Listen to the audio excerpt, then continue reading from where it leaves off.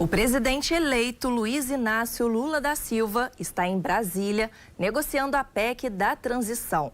O senador Marcelo Castro deve apresentar até essa terça-feira a nova versão da proposta em substituição ao texto da equipe do novo governo. A proposta de emenda à Constituição pode ser apresentada pelo presidente da República, por 1/3 dos deputados federais ou dos senadores, ou por mais da metade das assembleias legislativas, desde que cada uma delas se manifeste pela maioria relativa de seus componentes.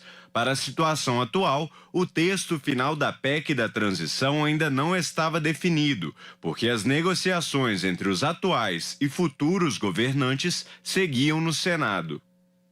Os pontos polêmicos são o valor de 200 bilhões de reais fora do teto de gastos e o prazo indeterminado. O governo de Jair Bolsonaro reservou no orçamento de 2023 dinheiro suficiente para a continuidade do pagamento de R$ 400 do Auxílio Brasil, Bolsa Família, faltando pouco mais de 50 bilhões de reais para que se garantisse o pagamento dos R$ 600.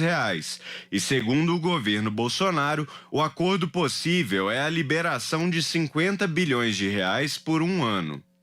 Para acertar os detalhes, o presidente eleito Luiz Inácio Lula da Silva vai ter reuniões com os líderes partidários, os presidentes do Senado, Rodrigo Pacheco, e da Câmara dos Deputados, Arthur Lira.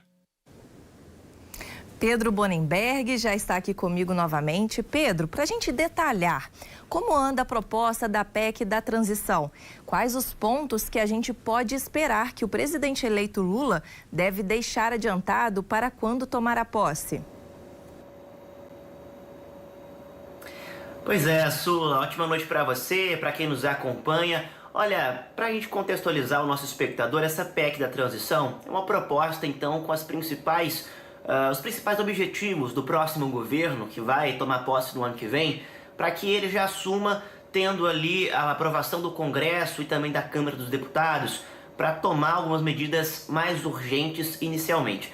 Entre essas medidas, o que o governo de Luiz Inácio Lula da Silva, eleito nas últimas eleições, tem priorizado são dois pontos. Um, em especial, a manutenção, ou seja, continuidade do Auxílio Brasil, que voltará a se chamar Bolsa Família, no valor de R$ 600. E para isso acontecer, o que o governo quer fazer é tirar isso do teto de gastos, aquele limite de gastos do governo, para que isso possa ser realizado e executado dentro do orçamento. Basicamente, isso está sendo encaminhado e já vinha sendo discutido, não deve ter problemas na aprovação dessa medida, mas a grande questão é por quanto tempo isso vai durar. É por tempo indeterminado? É só no ano que vem? É pelos próximos 4 anos, quando o Lula governa o país?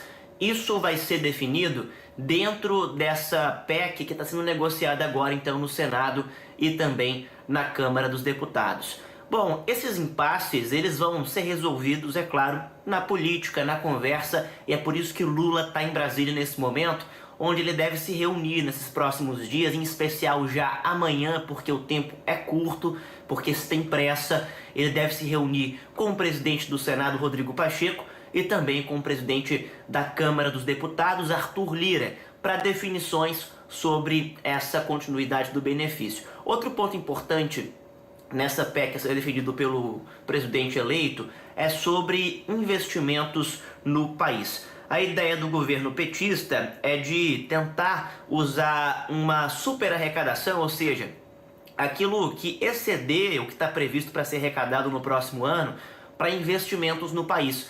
Isso teria um limite de 23 bilhões de reais, somados aos mais de 170 bilhões de reais relacionados ao benefício social. Por isso a gente fala desses cerca de 200 milhões de reais que estariam fora do teto de gastos.